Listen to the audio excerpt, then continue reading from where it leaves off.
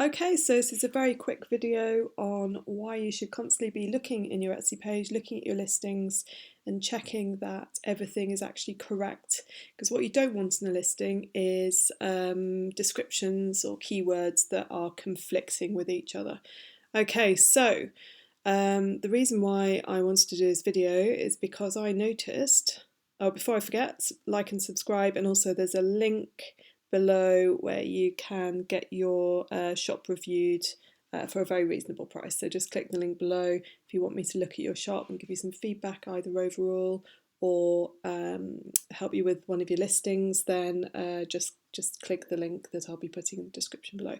Okay, so I was in change advertised listings, and what I'll do is I'll go straight to it actually.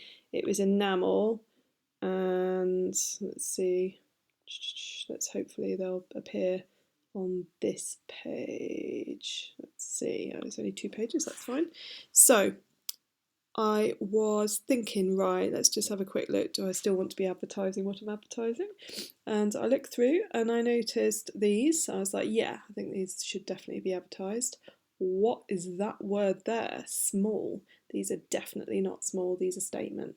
So after having updated my advertising, I came out of this immediately, went to listings, and the quickest way is to find a word that you can find them quickly with. So they are earrings. So click to earrings down there and type in enamel, because that's how I did it before. Okay, let's hope we can find them a bit quicker than in the last video I did, which I changed. Okay, so here, so yeah, so I definitely, these are not small earrings. They take up quite amount of earlobe. And so I immediately got rid of the word small, checked through, and also I thought actually the word big, like, I'll do this in another video, marmalade, but in marmalade, although like in jewellery, pretty much everything you've got high competition, but in terms of high engagement, the word big, there's more engagement with the word big than there is the word large or huge or massive. So what I'm going to do is I'm going to write big enamel earrings, and I'm just going to look in my keywords, make absolutely sure, get rid of the word small in my description, clip-on earrings. What I do in the description is also I make sure I have a variety of keywords which may be picked up by Google Shopping. So clip-on is the best one with gaps, and clip-ons I think I've got somewhere as well. There, yeah, so I've got that's just a separate point. And then just make sure that in here I do not have the word small. Yeah, I mean, I think I'll just keep these keywords as they are for the moment. But yeah, I'm happy with that. And then click publish.